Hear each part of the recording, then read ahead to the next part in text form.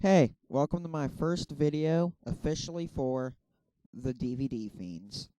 I hope you enjoy this review, but first off, I want to just start by talking about myself and giving a brief description of who I am. My name's Chris, and I operate the HorrorReviews123 channel. Over there, please check it out and subscribe. I usually post about 2 or 3 reviews a week, usually on weekends, but I do make exceptions. That's basically it when it comes to my YouTube life. It's actually pretty boring.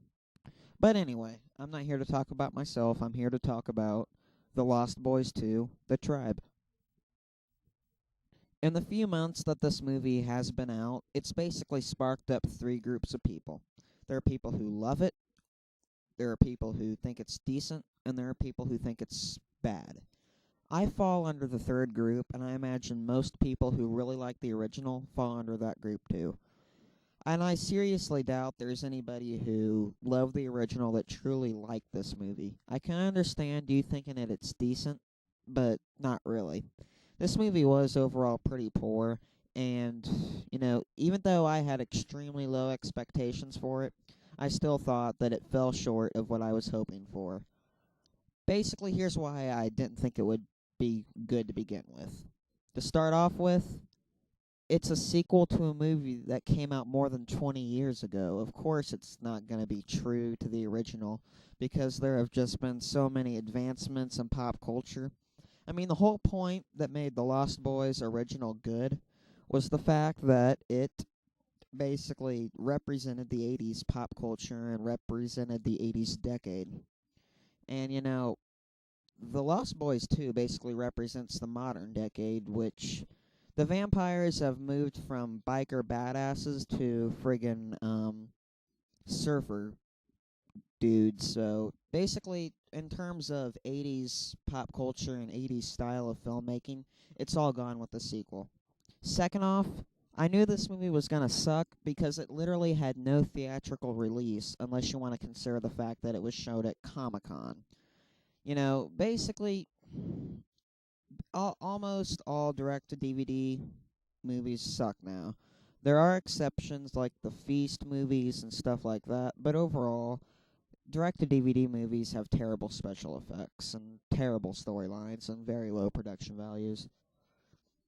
And overall, this movie was a bit of a bore and a bit of a chore to sit through, basically because the entire cast was made up of WB-style characters, which I really found to be annoying. Also, while I love gore, and I'm sure a lot of people watching this like gore, I personally thought that the gore here just seemed extremely out of place. Why? To start off with, it was mostly poorly done CGI. Second off, the first Lost Boys had gore, but it wasn't gross out gore. It was tongue-in-cheek, hilarious type of gore. It was fun to watch. It was fun to laugh at. This one makes an attempt to gross you out, but looking at how fake it is, it's hard to think that because, this movie has some really, really cheaply done special effects. And just to think that this movie actually has the Lost Boys name on it kind of disturbs me, so I just think that's pretty screwed up. Overall, the only redeeming quality with this movie is the fact that it has Corey Feldman in it, so if you'd like to see him on screen again, which I know some of you do, then I would recommend checking out the movie just for him. But this movie's still not worth seeing whatsoever, and if you like the original, you will definitely not like this movie, or at least, I know for a fact you're not going to love it or like it. You may think it's decent, but, I hated it. So, this movie's overall not recommended. I will be doing a review of the first Lost Boys on my channel sometime within the next few weeks, so if you guys want to check that out, please subscribe and add me as a friend on HorrorReviews123.